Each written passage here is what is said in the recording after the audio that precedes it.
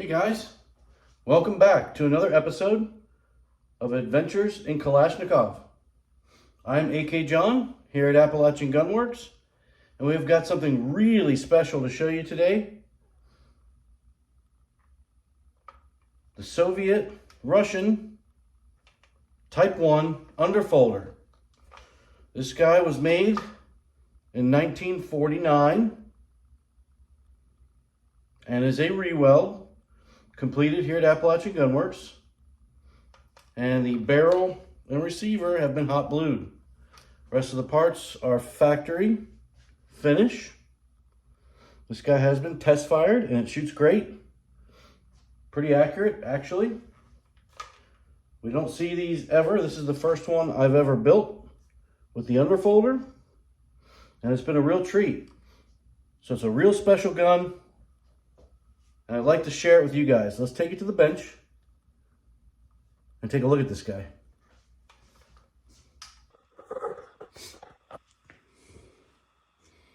All right, guys, here we have it. Probably the holy grail of all AK collectors, AK. This is the Soviet Type 1. This guy is an underfolder.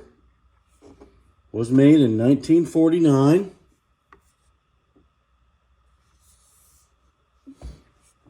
Has been rewelded and finished in a hot blue on the receiver and barrel only, and the rest of everything else is factory finish.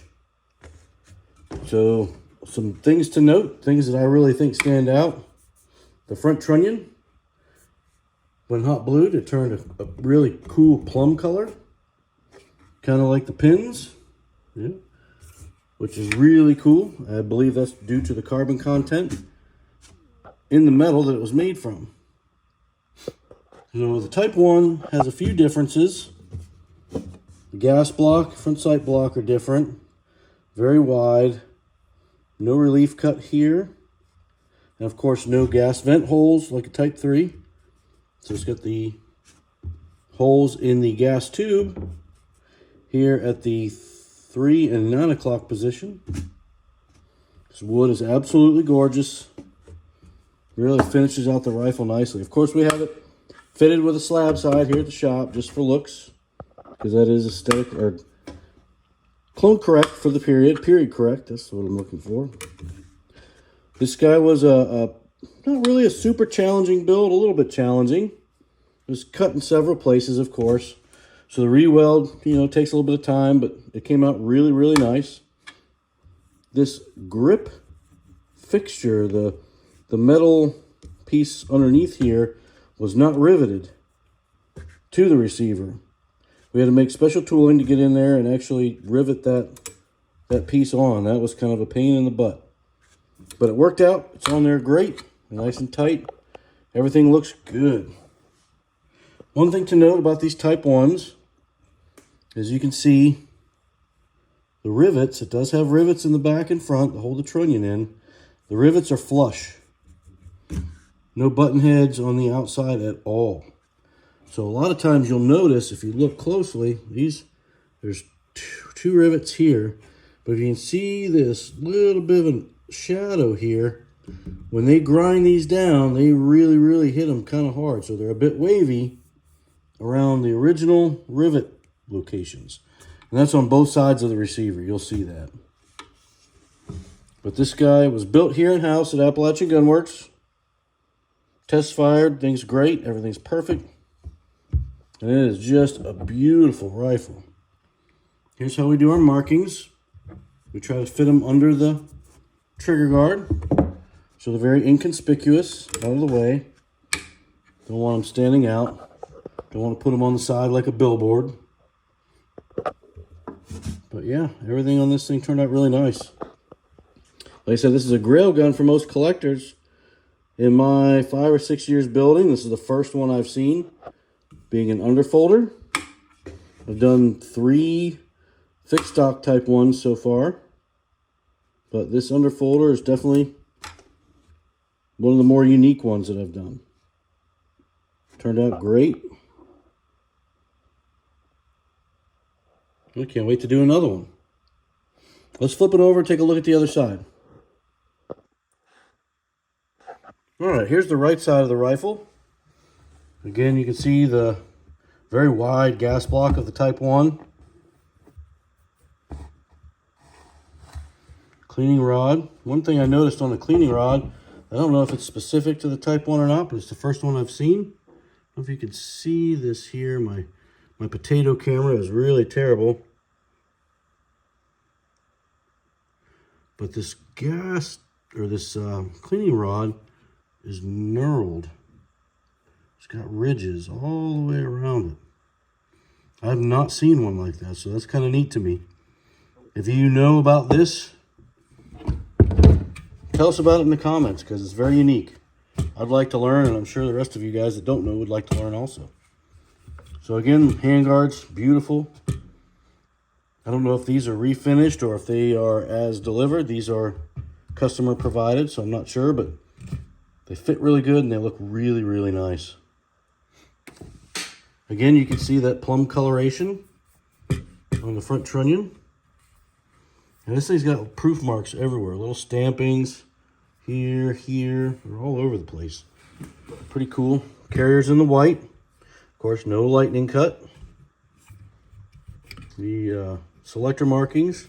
And of course, the Type 1 did not use elongated notches. They used dimples. Along with a selector stop. Like a milled gun, yeah. So working our way back. You can see back here again where these rivets are. They really did a number on the grinding back there. But that's how it came, and that's how it's going to go. As is, just the way it was meant to be. And of course, this trigger guard is original. The rivets on the trigger guard are original. Those were not removed and replaced. We installed the grip frame here for the pistol grip. Of course, the reweld, all looks good. Top cover. Overall, it's just a really great looking piece. And not something you see very often, if ever. I feel very fortunate to have been chosen to build this. And I can't wait to get it into the customer's hands so they can enjoy it. Very cool.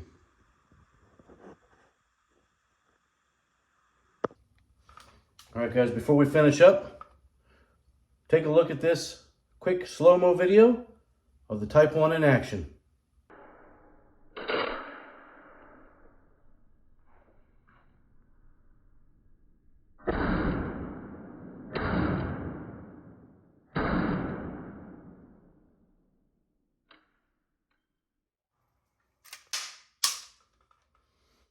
All right, guys, that's going to about wrap it up for this quick overview of the Russian Type 1 AK47 underfolder.